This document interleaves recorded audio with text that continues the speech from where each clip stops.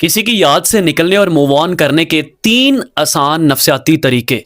بہت سارے لوگ کسی کی یاد سے نکلنا چاہتے ہیں یا موو آن کرنا چاہتے ہیں، مگر اس کے لیے وہ کوشش نہیں کرتے۔ دیکھیں، جب ہم کسی بھی رشتے میں داخل ہوتے ہیں نا، تو اس کے لیے بھی کوشش کرتے ہیں، اپنا 100% دیتے ہیں۔ جب ہم نے موو آن کرنا ہوتا ہے تب کیوں نہیں کوشش کرتے؟ مجھے بتائیں آپ لوگ۔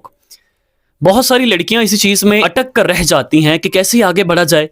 تو آگے بڑھنے کے لیے پہلے خود قدم آگے بڑھانا پڑتا ہے، اور وہ پہلا قدم ہی مشکل ہوتا ہے۔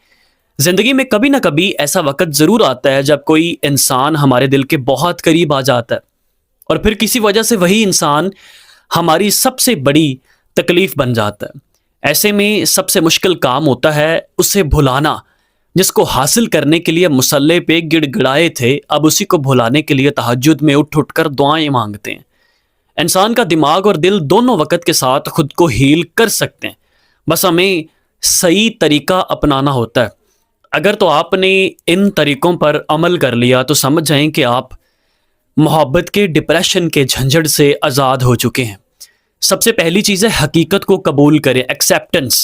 اگر ہم موو آن اس لیے نہیں کر پاتے کیونکہ ہم سچ کو ماننے سے انکار کر دیتے ہیں۔ ہم دل میں یہ امید رکھتے ہیں کہ شاید وہ واپس آ جائے، شاید سب ٹھیک ہو جائے، لیکن یاد رکھیں، جب آپ حقیقت کو قبول کر لیتے ہیں تبھی آپ کا دل سکون پانا شروع کر دیتا ہے۔ سادہ اصول یہ ہے کہ جتنا جلدی آپ یہ ختم ہو چکا ہے مان لیں گے نا، اتنی جلدی آپ ہیل ہوں گے۔ اور اپنے موبائل میں اس شخص کی ساری چیٹس، تصاویریں، ویڈیوز ہر طرف سے ڈیلیٹ کر دیں، کیونکہ ہم جب چیٹس پڑھتے ہیں، تصویر، ویڈیو دیکھتے ہیں تو ہمیں تکلیف ہوتی ہے۔ دوسری چیز ہے خود کو مصروف رکھیں، ڈسٹریکشن۔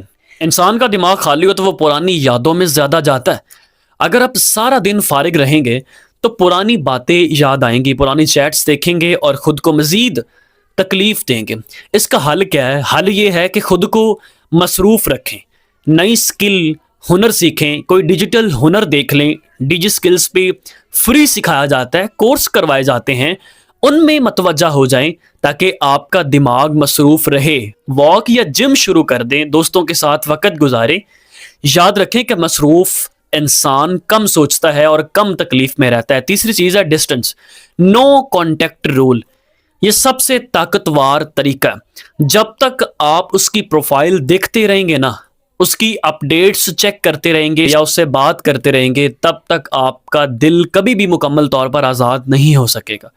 اس لیے ضروری ہے کہ کچھ وقت کے لیے مکمل ڈسٹنس رکھیں، صبر و تحمل اور کنٹرول کر کے اپنے آپ کو، جو چیز آپ کو توڑ رہی ہے اس سے دوری ہی آپ کو جوڑے گی۔ اور آخری بات یہ ہے، ریالٹی ہے، ٹھیک ہے، کہ ہر انسان ریپلیس ہو سکتا ہے لیکن آپ کا سکون ریپلیس نہیں ہو سکتا۔ اس لیے کسی ایک انسان کے لیے اپنی پوری زندگی خراب نہ کریں۔ دنیا کی سب سے مہنگی چیز آپ کا ذہنی سکون ہے، اور اسے 2% کے اور گھٹیا لوگوں کی وجہ سے برباد نہ کریں۔ وقت لگے گا لیکن یقین کریں ایک دن ایسا آئے گا جب آپ بغیر تکلیف کے اس شخص کو یاد کریں گے، یا شاید یاد بھی نہ کر پائیں۔